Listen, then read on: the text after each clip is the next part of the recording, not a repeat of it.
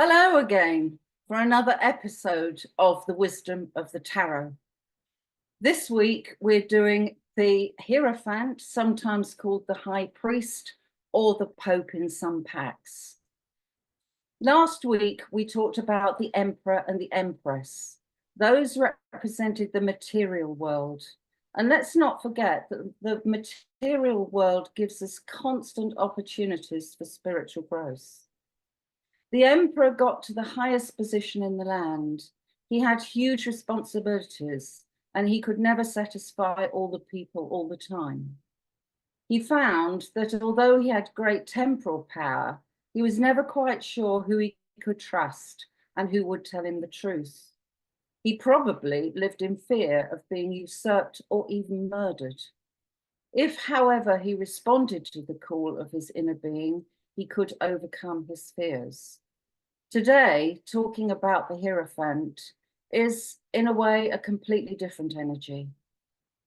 The Hierophant is no longer a temporal energy, but has become a spiritual one, facing his inner self and developing the strength necessary to conquer his faults and control weaknesses and resist temptations, as he knows there is no ultimate good in them. The Hierophant has learnt the lessons of temporal life. He has listened to the inner voice and is in touch with divine inspiration. He has the ability to master himself. I have found that one of the hardest parts of the spiritual journey for most is that they get to a point where they no longer mind what other people think about them. They have advanced beyond the tribal influences, and they have found inner peace that's only stimulus is the connection with the divine. The Hierophant has probably journeyed through the universe and seen the tiny dots that is our planet Earth, and realized the kaleidoscope of colors and energies that move constantly.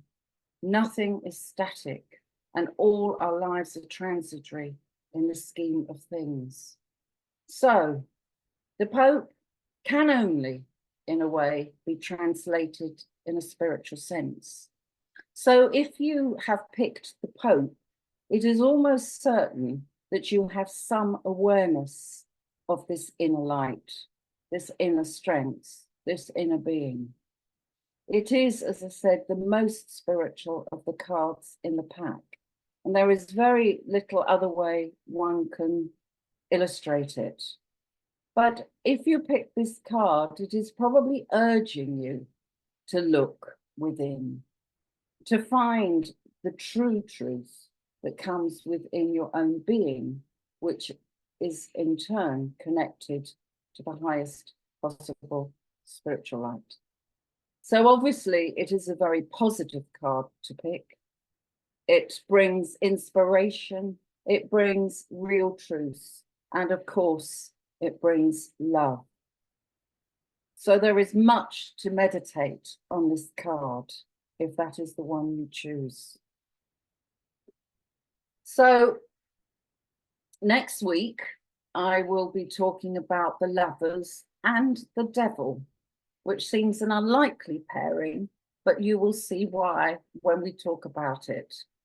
Just to say one more thing, that we are going to be putting on our very popular course, the Self and Tarot Revealed, in September. I haven't quite nailed down the dates, but I will very soon. If you are interested in that, please contact us. Or if you would like a personal reading, please contact us also. Go well.